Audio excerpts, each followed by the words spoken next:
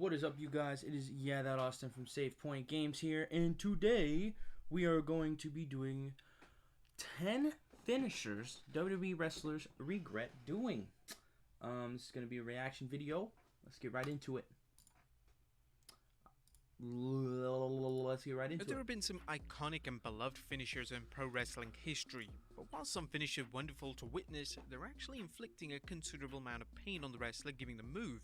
Over the years, a number of wrestlers have spoken at length about the pain their move causes them, and sometimes this has even led to the wrestler abandoning their finishing move altogether. Join us now as we look at 10 iconic finishes that wrestlers regret doing. Career, man.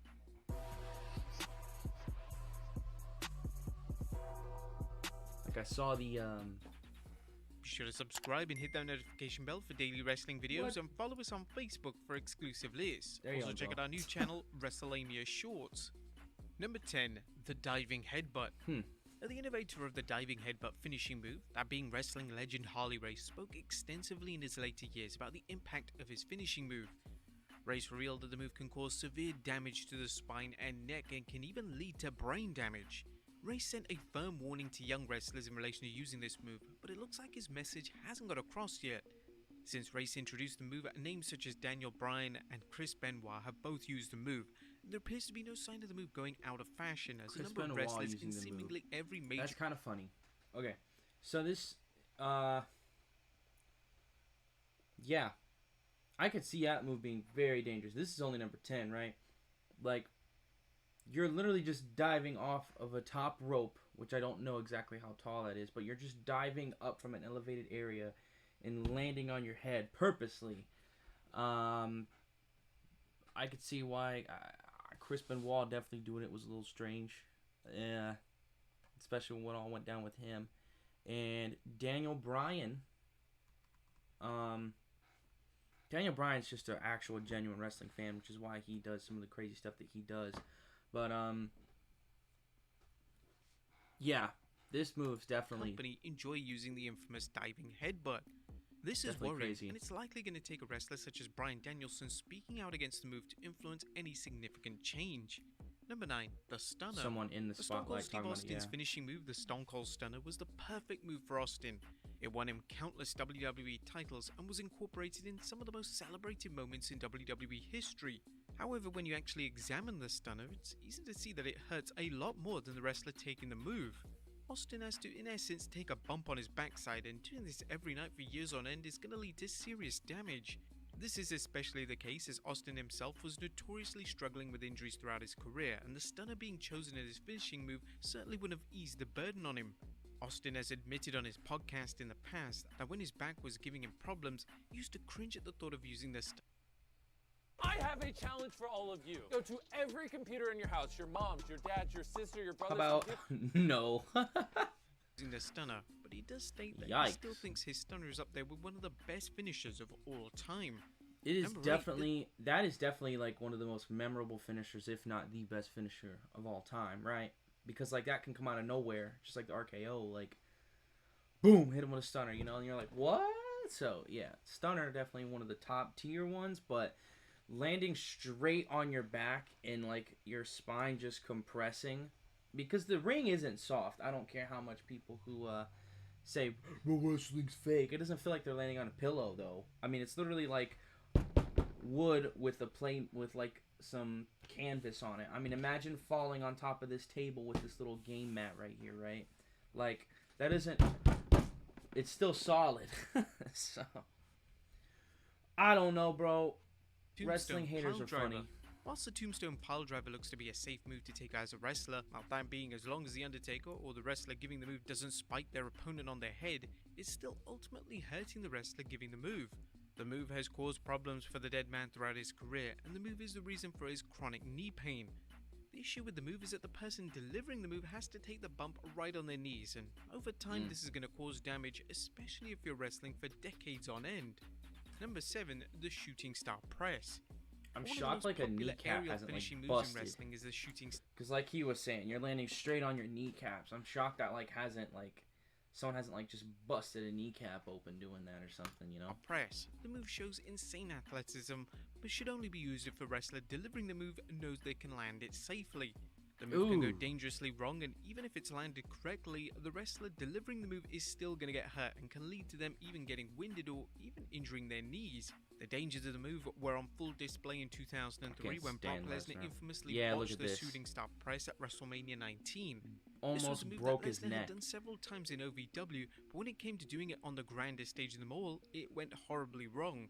Lesnar landed on his head, and there was serious concern that he had broken his neck.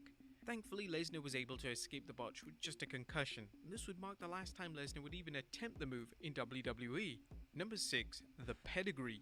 Knee injuries are scarily common in the wrestling world, and one finishing move that certainly doesn't reduce them is the Pedigree. The Pedigree sees the person delivering the move take a bump with most of the impact going on their knees. Over time, this is going to cause damage to the knee and could even lead to surgery in the long run. This likely explains why wrestlers such as Seth Rollins, who previously used the move as their finisher, now save the move for special occasions, specifically major matches. The Pedigree isn't a good finisher for a wrestler with established knee problems, and with Rollins suffering a career-altering knee injury in 2015, the Pedigree being used sporadically is without a doubt a sensible move. Number 5, diving. That was a good moment though when he turned the spear into a pedigree, but I feel like the Pedigree should still not be as bad as like the Tombstone Piledriver. Tombstone Piledriver, I mean, this is wrestlers that are getting hurt by their own move, right? But I feel like you're supporting more weight when you're doing the Piledriver. So I'd put Piledriver higher than that because I feel like you're not supporting as much weight when you do the Pedigree, right? So like more weight's pushing straight onto your knees when there's shoulder hits, because your shoulder hits to protect your neck and whatever, right? But I don't know.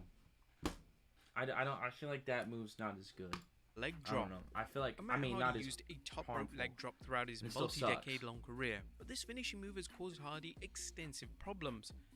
Hardy has revealed that using the move, in particular using the move from the top of the steel cage in 2005, has led his lower back and pelvis fusing together. This has seriously hindered Hardy's in-ring performances, as it's clear that he isn't the wrestler he once was. Hardy is still active as an in-ring talent competing in AEW, and he's adapted his in-ring style to accommodate for this ongoing injury. The move does seem to be slowly fizzling out of modern wrestling, with it only being used on rare occasions in major North American-based promotions, which seems like the smart move based on the severity of Hardy's injuries. Number 4. The leg drop. Speaking of the leg drop, the man who made the move famous, that being the immortal Hulk Hogan, has spoken in great depth about his regrets in relation to using the move. According to Hogan, using the move throughout his career has led to a multitude of back issues, and he's been forced to have back surgery on a number of occasions. Speaking to the LA Times in 2019, the Hall of Famers stated, "Everyone says they wouldn't change anything about their life. If I could change anything, it would be my finisher. I would never use a leg drop. I'd use a sleeper. All the back surgeries I've had because of that damn leg drop. I had scoliosis, brother. Dropping that leg for 35 years did me in. I said I had the largest arms in the world, and I should have used a sleeper hold or another finisher with my arms." Didn't he literally just recently say that he can't feel his legs anymore? Like, I'm not a Hulk Hogan fan by any means. I can't stand the guy, but you gotta respect. I guess you gotta respect what he did in wrestling. And I'm that move, yeah. That one in the stunner, because you're not supporting any weight during the stunner, you're just kind of coming down. So I guess that and the stunner are kind of the same effect. You're falling straight on your back, and same thing with the leg drop that they just said. But the leg drop would be the worst. Or that was the leg drop. Matt Hardy's leg drop, because he's doing it more than Hulk Hogan. Hulk Hogan's just doing it like right on the mat. Hardy was going to the top rope, he was going to the steel cage, he was going to the tables, and he's still doing it. You just saw AEW he had a little clip from AEW where he did it through a table or whatever. So I don't know. I think some of the placements of these are pretty funny. I don't agree with the last one, but has been Hogan definitely, yeah. That should be lower on the list, but the dude said he literally can't even feel his legs anymore a little while ago, so by some of the top names in wrestling, such as Eddie Guerrero and Rob Van Dam. But one thing that's always been clear about the move, it leads to the wrestler delivering the move to be in severe pain.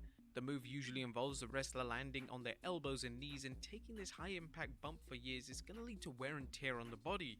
The move isn't just called high risk as a marketing tool, it truly is high risk. For instance, Eddie Guerrero's first match in WWE, he dislocated his elbow performing the frog splash. Then fast forward to 2022, Logan Paul injured himself performing the move onto the announce table. It can be a dangerous move that wrestlers need to perform with severe caution. Number 2, the Swanton Bomb. I definitely feel like that wasn't a safe move for Logan Paul, but Logan Paul has been doing really good as a wrestler. We won't talk about that though. Yeah, that's an iconic move, but dude, you're jumping off of something, running onto something else, and landing straight on your elbows and your knees. So, I agree with that one. That one should probably be even higher on the list. I mean, like, your knees and elbows would just be done by the end of your wrestling career if you're doing that every night for whatever. Like Guerrero and Rob Van Dam, yeah. Crazy. Now, one of the reasons that Jeff Hardy's in-ring work resonated with fans was that his finisher stood out for all the right reasons. Hardy's Swanton Bomb finishing move acted as an emphatic and often entertaining end to Hardy's matches, and the move became synonymous with Hardy's career. However, although the move is often graceful upon execution, it's caused problems for Hardy, and it only appears to be getting worse as he's getting older. Hardy revealed in a 2022 interview in the ad-free show Media Scrum that the move has hurt more and more as his career has progressed, and he's admitted that as he's got older, it's much harder to control the move and subsequently control his landing. And number 1, the RKO. The RKO is one of the most famous finishes in WWE, and Randy Orton has managed to make the move iconic. Unfortunately, the credibility of the move aside, the move does in fact hurt Orton when delivering it, and he's had strong regrets about picking the move up as his finisher. Speaking to Fox 2 Now, this is what the multi-time champion had to say. I've been doing it for a very long time, and I kinda wish I could go back in time and create a finishing move that didn't entail me jumping as high as I can and landing on my back. After doing that a couple of thousand times over the last few decades, I'm starting to feel it.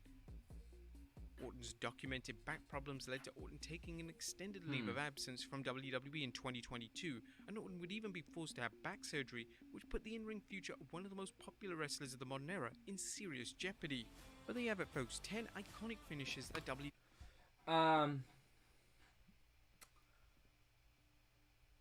Again, dude, I don't know. I don't like that one. And why? I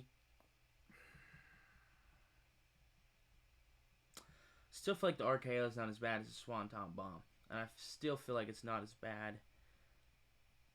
At least the RKO, you have more surface area you're landing on. He's landing on his back. Now that one where he landed on the steps, that one was a little crazy, but when he jumps and lands, he's got surface area to land, and he's not hurting his. I don't think that's as bad as you're straight up on your knees and straight up on your elbows off the top rope. That's insane.